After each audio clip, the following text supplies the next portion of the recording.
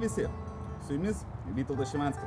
Ir šiandien pakalbėsime apie mano nuomonę, asmeninę mano nuomonę, geriausius batus pasaulyje. 1948 metais vokietis iš Bavarijos vardu Xaver Hamel įkūrė kompaniją, kuri pradėjo gaminti batus.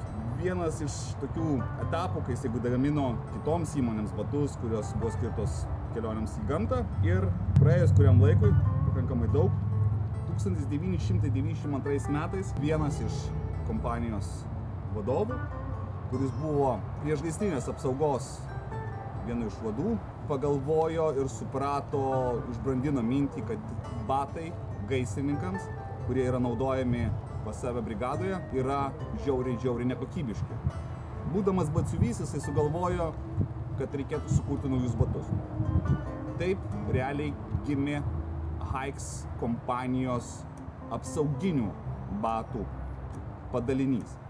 Pradėjo jie gaminti batus, pradėjo juos pradžioj naudoti pas save, buvo labai gerai įvertinti ir labai sparčiai pradėjo plisti kitose gaisrininkų brigadose. Batų verslas plėtėsi ir 1992 padarė pirmosius, sakykime taip, gaisrininkų batus, po to atsirado darbiniai batai policijai, apsauginiai batai, koviniai batai, hikingo batai, kėdai ir visas šitas verslas plėtėsi. 2009 metais atsidarė jie savo fabrikus Kroatijoje. Šitie batai yra pagaminti 100% Europai. Kiek man teko skaityti apie jų testavimo galimybės ir apie tai, kaip jie yra testuojami, atsparumas trinčiai, atsparumas chemijai, atsparumas statikai, atsparumas prapjovimui, atsparumas plyšimui, atsparumas drėgmei, atsparumas saulės sugeriamam šilumos plotam vienetų paskaičiavimams. Tai yra, išvedė batus į mokslinių tyrinėjimų sritį ir to pasekoje jie pagamino nuostabius, kokybiškus batus, kuriuos aš nešioju. Turėjau Bates firmos, turėjau Meindl firmos, turėjau Eko firmos, turėjau Magnum firmos, turėjau N batų ir niekada iki galo jų nesunešiodavau, nes aš nebuvau jais 100% patenkintas, užtikdavau modelį, kuris man patikdavo labiau ir galų gale gavau batus, kurie pakeitė mano požiūrį apskritai į batus, apskritai į patogumą ir pamiršimą, kad turi batus ant kojų ir patikimumą, kad tu negalvoji, ar geriau dėti šituos ar šituos. Taigi batai, kurie buvo su manim, nepameluojus virš 2 metų. Aš juos nešiojau beveik kiekvieną mielą dieną, nešiojau kalnuose, nešiojau aš juos per sniegą, nešiojau per purvą, per mėšlą, budėjimuose, patrulio žygiuose. Aš juos nešiojau kiekvieną mielą dieną, eidamas į darbą, visur. Šitie batai, kuriuos matote čia, atitarnavo 2,5 metų kasdienių nešiojimų. Šiandieną yra ta džiaugsminga diena, kai aš gavau savo naują porą ir aš parodysiu, kas toje dėžėje yra. Taipogi parodysiu, kaip atrodo batai po 2,5 metų nešiojimų. Jie nebelaiko vandens. Jie nebėra tokie patogus, kaip anksčiau buvo. Jie nebėra tokie stabilūs, jie yra sudrožti. Kas man šiuose batuose labai patinka, tai yra tai, kad juos užsidėjęs jautiesi lengvai. Nėra sunkaus svorio ant kojų ir nėra sunkus. Turi Gore-Texo membraną, kuri tikrai pačioj pradžioj, ta prasme, labai padėjo kojų prakaitavimui ir šutimu.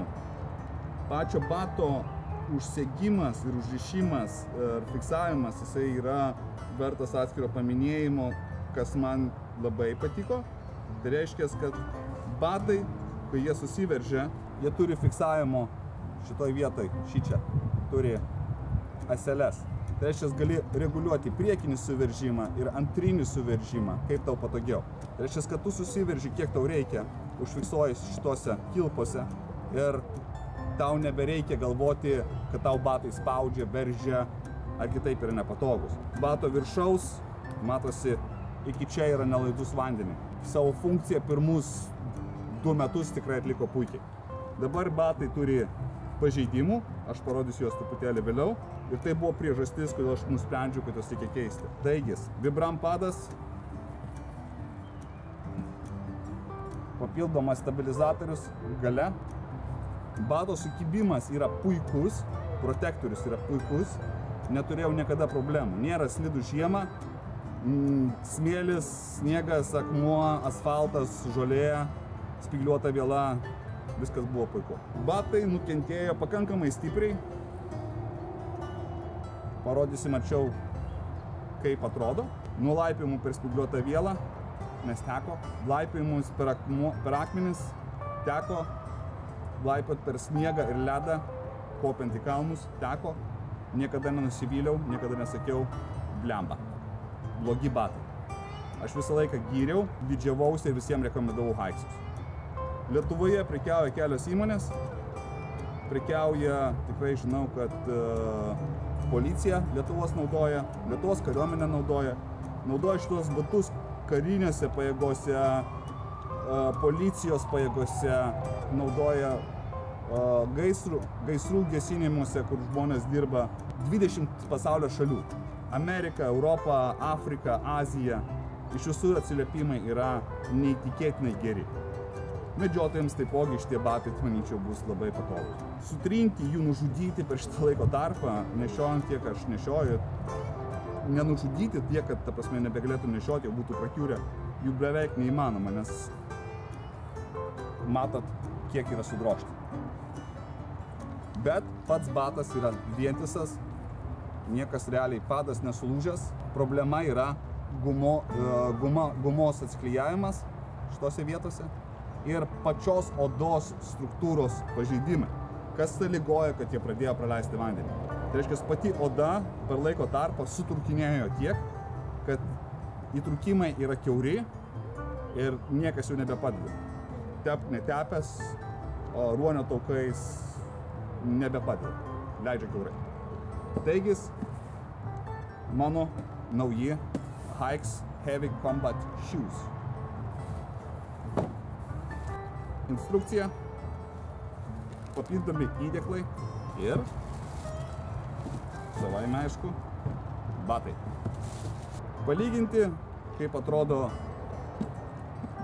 nauji, ką tik iš dėžutės, ir mano nešioti ilgai batai.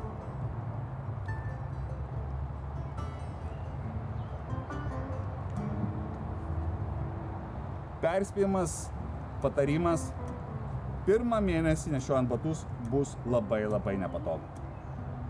Tai yra dėl to, kad pats batas yra suformuotas kaip labai atsparus linkimams.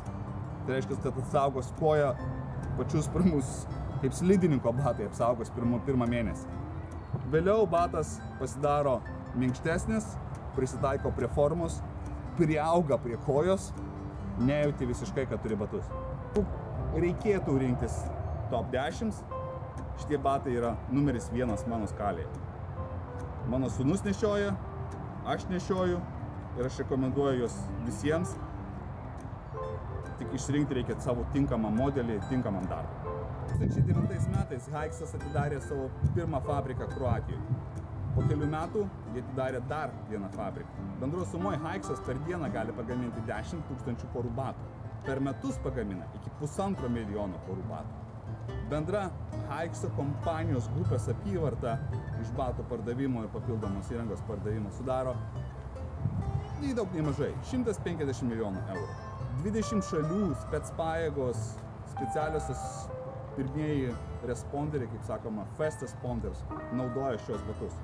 Yra atsparus pjūklams, yra medžių pjovime batai, su apsauginė kapsulė batai, kad nesutraiškytų pėdos, gaisrininkų batai, hikingo batai, medžiotojų batai, yra kedai netgi, kurie irgi yra skirti specialiom užduotim.